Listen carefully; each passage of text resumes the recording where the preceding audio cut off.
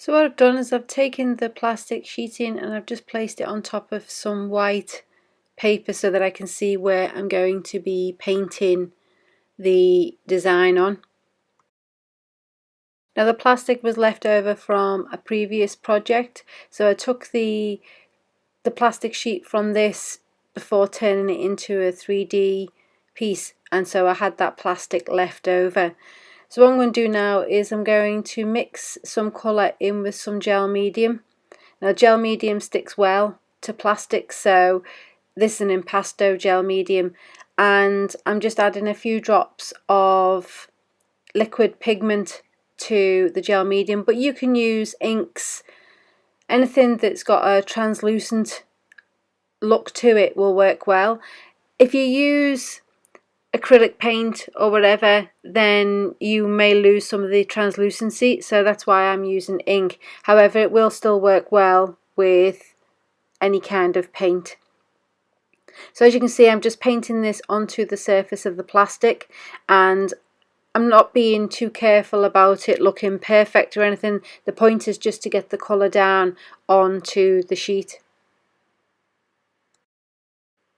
So I decided there wasn't enough colour pigment in this, so now I've just put some neat ink into the plate and I'm now just brushing that on top, and I'm just going to go across the whole sheet, just adding extra ink to that just to darken the colour up. And as you can see, I'm not creating a nice smooth transition of colour, I'm just adding colour here and there to give it a more abstract feel. So next I've changed the colour up to a different colour blue because I want to create different coloured fish in this project, so I'm adding a darker blue down the bottom, and then I'm going to go back and blend it slightly with the other colour so that I've got a transition between the lighter blue and the darker blue.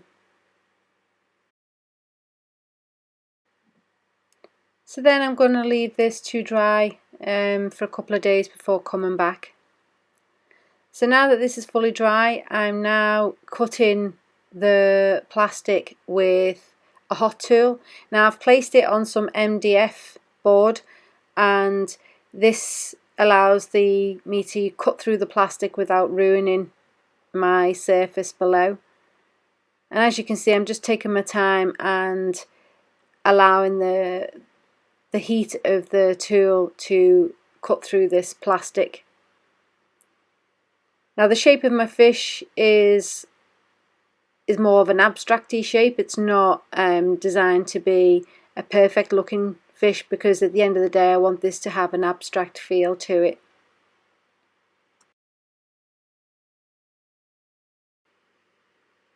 So I found that when you cut onto the MDF, the plastic will actually stick slightly to the edges of the board, so you'll need to use a knife to lift that up from the board. And then as you can see, we've now got our shape of our fish for our recycle project.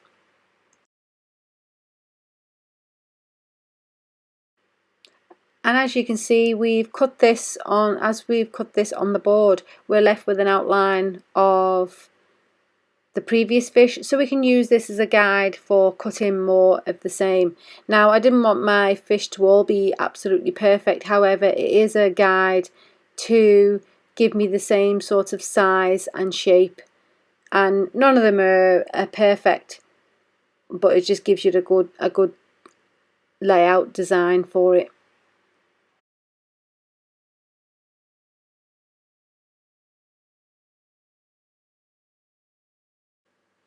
So now that we have all our fish shapes, it's now time to give them holes for the eyes.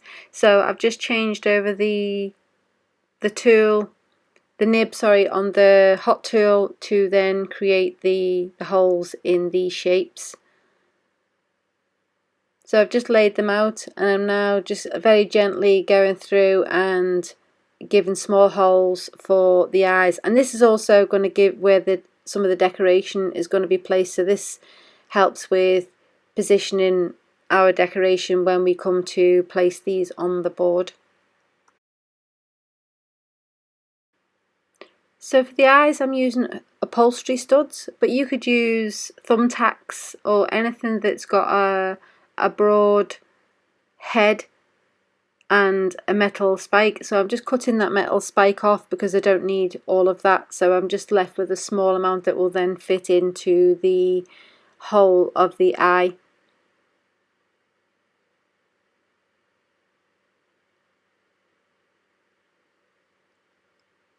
And then what I'm going to do is I'm going to get some gel medium and glue this into place. And I'm going to do this with all of the fish. So I'm using an impasto gel medium because I find that this sticks really well to the plastic and resin. So as you can see, I'm just using a small amount, and I'm going to coat the back of each fish and the upholstery stud and then position those on the board.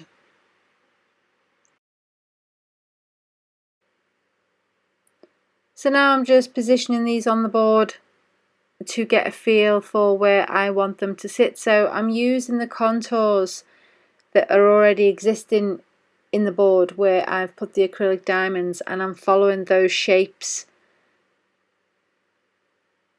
And I'm leaving a little bit of a gap between each of the fish just so that you can see those fish when we come to pour the tinted resin on top.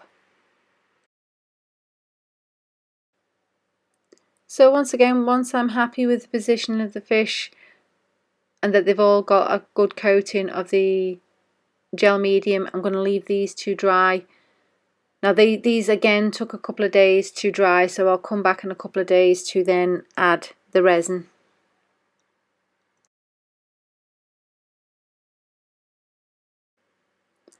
So I've mixed up a batch of resin and I'm now going to place it into a clean cup before adding a couple of drops of the liquid pigment. Now the reason why I'm adding it to a clean cup is I want to make sure that I've got no sticky spots going down into the resin piece. So that's a tip for you. So if you are experiencing sticky spots in your resin, it's recommended that you transfer it to a clean cup and mix it further, because then you don't get any residue from the sides of the cups dripping down onto your piece. So as you can see, I've added 2 drops of the liquid pigment, and in this one I'm using turquoise. Now you could add just 1 drop at a time just till you get the consistency of blue that you're after, but I want to make the fish disappear somewhat so that it gives the impression that they're underwater. So next, pour your resin over the top of the fish and on the board. And this is where you could have had issues if you've not mixed your resin properly and you're scraping the side of your cup to get all of the resin out. If those edges are not mixed properly, then you could end up with sticky spots. So this is why I transferred it to a fresh cup. So next I'm going to gently warm the resin. Now being mindful not to burn the plastic because it could curl up, so I just want to warm the resin to allow it to flow more easily across the surface of the board.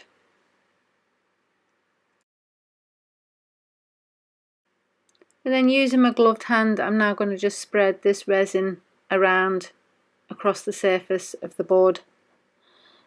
Paying particular attention around where the fish are, because I want to make sure that the resin flows in between and along all of the edges so that we don't have any spots where there's no resin. So I'm just going to move my way around, and also because we've got some acrylic diamonds already on this board, you can get some pooling happening in the center. So I'm just going to make sure that I can drag all of the resin right out to those edges.